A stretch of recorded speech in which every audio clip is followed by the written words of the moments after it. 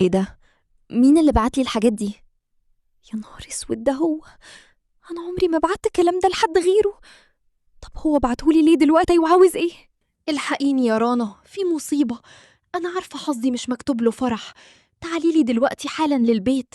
لا، بقولك دلوقتي حالا، ما تأخريش بالله عليكي يا رنا. طب أنا مش هعرف أجيلك دلوقتي يا رحمة، أنا مشغولة قوي الصراحة. طب خلاص خلاص هعدي عليكي، بس مش هعرف أتأخر معلش. ماشي حبيبتي، يلا سلام. مسافة السكة هكون عندك. رحمة، أنا هنزل بقى أجيب شوية حاجات من تحت وهعدي على ماما أشوفها الأول. لو عايزة أي حاجة يا حبيبتي أجيبها لك وأنا جاي. قولي يا رحمة ما تتكسفيش.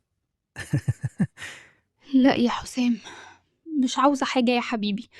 خلي بالك من نفسك، وعايزاك ترجعلي كده بالسلامة. مع السلامة. شفتي يا رنا؟ الحيوان اللي اسمه علاء عاوز يقابلني. بعتلي كل حاجة كنت بقولها له، والمحادثات اللي كانت بينا كان مسجلها كلها. أعمل إيه دلوقتي؟ أنا خايفة حسام يعرف. ما تقلقيش يا رحمة، هيعوز ايه يعني؟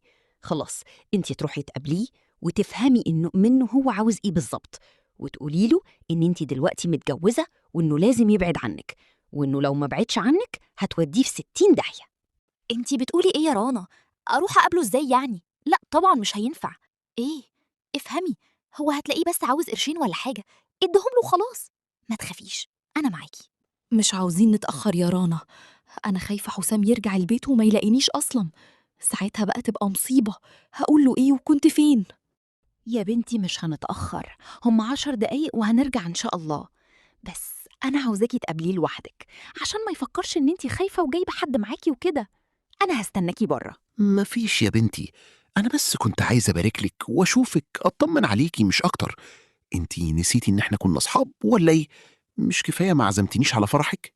ولا اشوفك ولا تشوفني، ولو سمحت ابعد عن طريقي. انا دلوقتي متجوزة، يا ريت تفهم وتقدر ده كويس، وبلاش تعملي مشاكل. أخدمك في الأفراح يا حبيبتي، ما تحرمش منك يا أحلى سارة في الدنيا. الحمد لله حسام ما جاش. مش عارفة من غيرك يا رنا أنا كنت هعمل إيه والله. يا رب عدها على خير بقى.